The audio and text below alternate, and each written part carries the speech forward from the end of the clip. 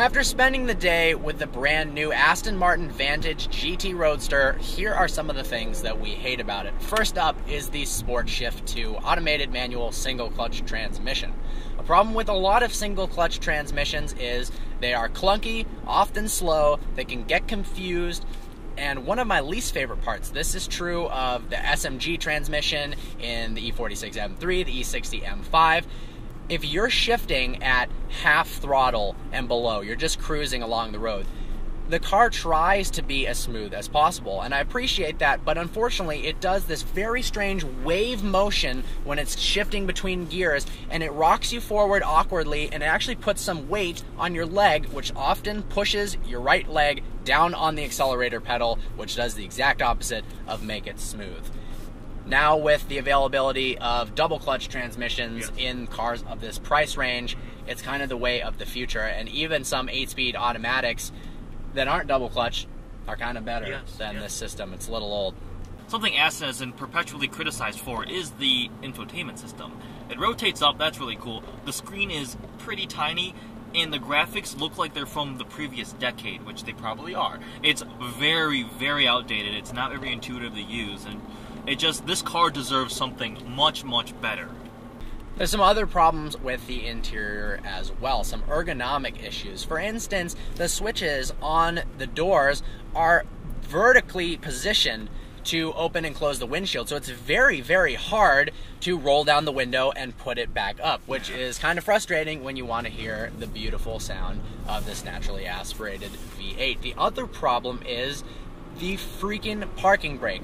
I'm glad that they didn't put an electronic like button or one of those foot pressing ones on the cheaper cars. It is a normal handbrake, but one, it's on the left side instead of the right. That's kind of annoying, but what's really annoying about it is if you pull it up and you leave it up and you try to get out of the car, your legs run into it. Now, it does have this feature where you can pull it up, activate it, and push it back down, and the parking brake is still on, but it's so hard to tell when you've released it, how you release it after it's on. It's just annoying. This car is convertible, which is great when the top is down. You get endless headroom, especially on a beautiful day like today. But actually getting it down can be a pain. It's slow, very slow. Much slower than most of the new systems out there. And you cannot operate it while moving. We tried that, and we got a little angry warning message that said, please slow down for safety before you put the roof down. But the one redeeming quality is it looks really cool while going down. It does.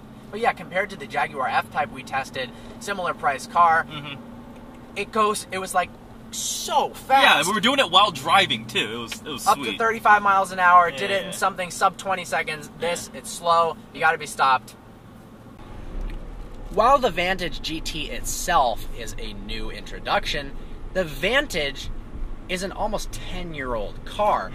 It's getting a bit old. It's kind of like the Gallardo with its 10-year lifespan. More and more and more renditions of the same car. Sure, there's some styling enhancements, but basically all of the car is 10 years old. So if you're looking for the latest and greatest in technology and innovation, this car isn't that whatsoever.